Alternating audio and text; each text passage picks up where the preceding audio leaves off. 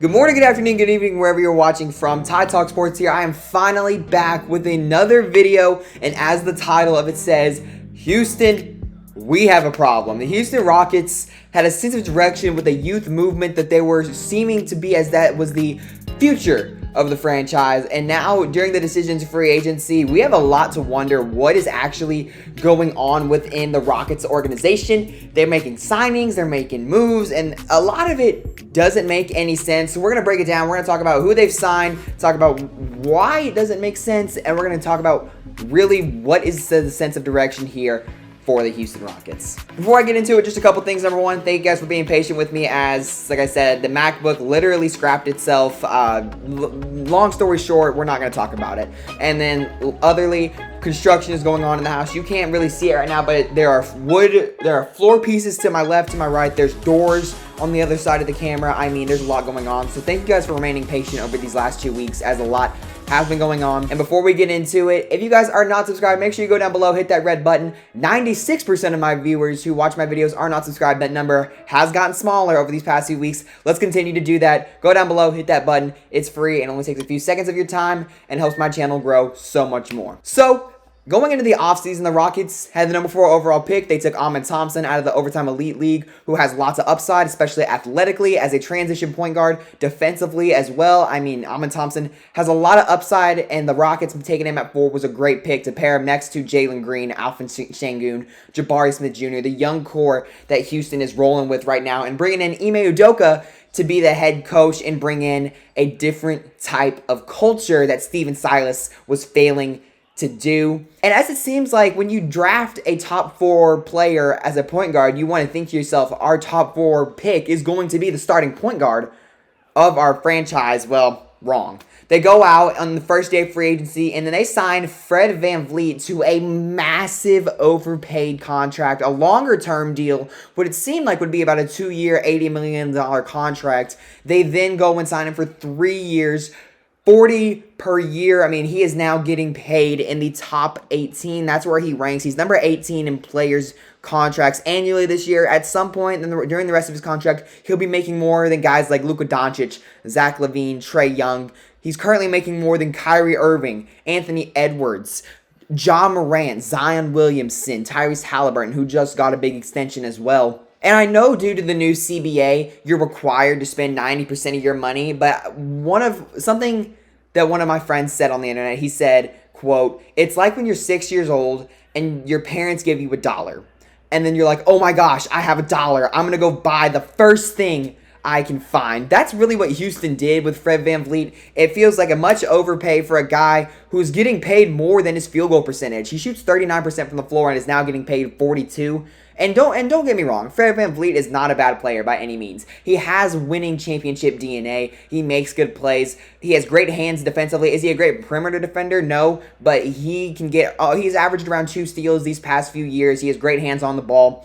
Fred VanVleet is not a bad player by any means, but is he worth $40 million annually? No chance. And now we don't know. I can't remember if his contract has a player option in that 3rd year, and if it does, then the signing isn't as bad as it should. Correction, a team option, not a player option.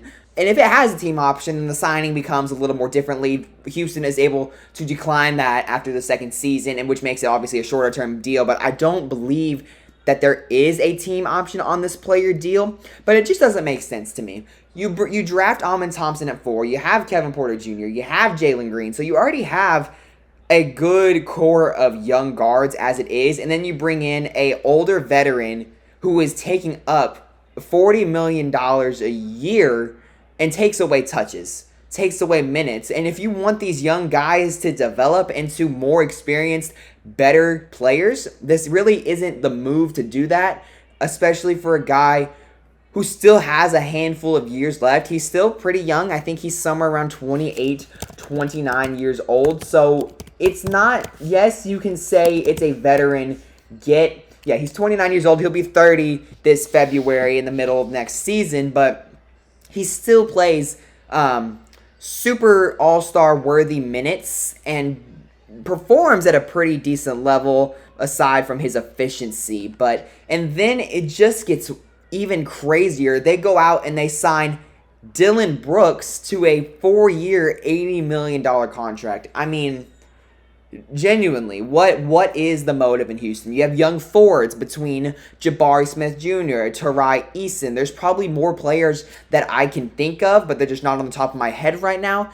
But you go and take away more minutes, more touches from these young players who have so much more upside and give them to Dillon Brooks, who offensively, we're not going to get into that, because if you watch the NBA enough, you know what that really means. It doesn't make any sense for Houston. This is a sense of direction where they're honestly turning away from the youth aspect down there in Houston, and you wonder what is the motive. And then they go sign Jock Landale to a 4-year, $32 million contract where he's averaging 8 per year. And Jock Landale's not bad. He played for the Spurs a few years ago, and he was a fun player to watch. He's a stretch big who can shoot the three consistently. He's a good player, and they needed to add some more wings. Obviously, that is a team that has a lot of guards on the roster, but it's still, do you want to develop your young players that you already have who are talented, who have so much upside, or do you want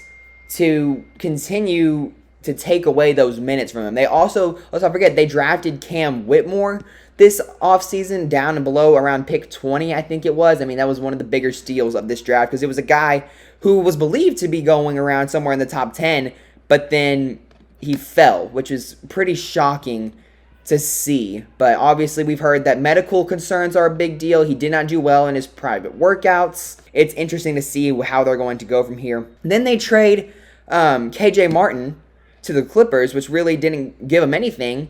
Then they traded away Ty Washington. They traded away someone else. They traded a handful of their first-round picks from previous years to Atlanta and got pretty much nothing in return.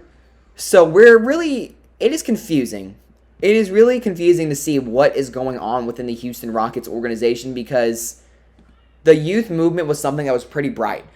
As a Spurs fan, they have a really bright future. There's a lot to be excited about down over there, but then they just completely have turned their backs to it. They still have Jae'Sean Tate. They brought in Jeff Green on a $6 million contract for 1 year. They still have Şengün, Tarai Eason, Cam Whitmore, Josh Christopher. I mean, this is a talented roster. It is a young, talented roster that can develop into maybe a playoff team in the next couple years, but now they bring in VanVleet and Brooks, and it just seems like it is such an interesting move, a confusing move as to what is Houston's motive. Amen Thompson was signed to a 4-year, $40 million contract, so that clears up most of the cap space that they had to spend. Obviously, like I said, due to the new CBA, they're required to spend 90% of the money, but it just wasn't efficient spending. It was just like they won the lottery, and then they went and bought everything they could find that looked appealing because Dillon Brooks is not worth $20 million a year. Yes, defensively, he's great, and that's what earned him this contract,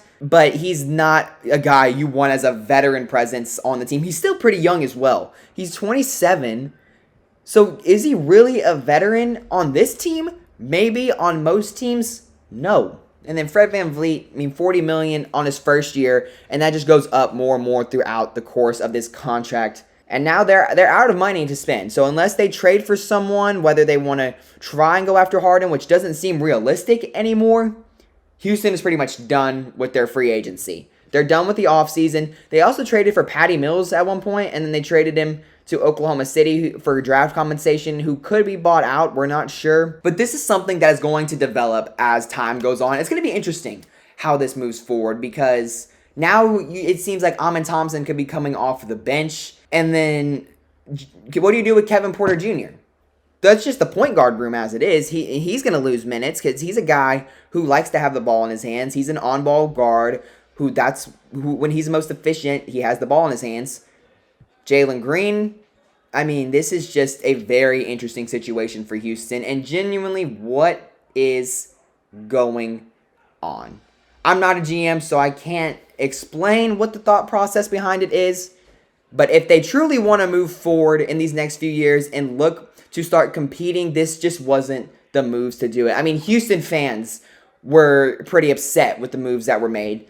So we're going to see how this plays out. Where do you guys think Houston's going to fall in the rankings this year? I just don't think that they have genuinely improved as a team that was 15th in the West, and then they go out and make these signings, and I don't really think that's going to change their looks. It doesn't change really anything. It doesn't change championship admirations. You don't really have a chance to get in a playoff spot within this very stacked, very well-built Western Conference that is only continuing to get better.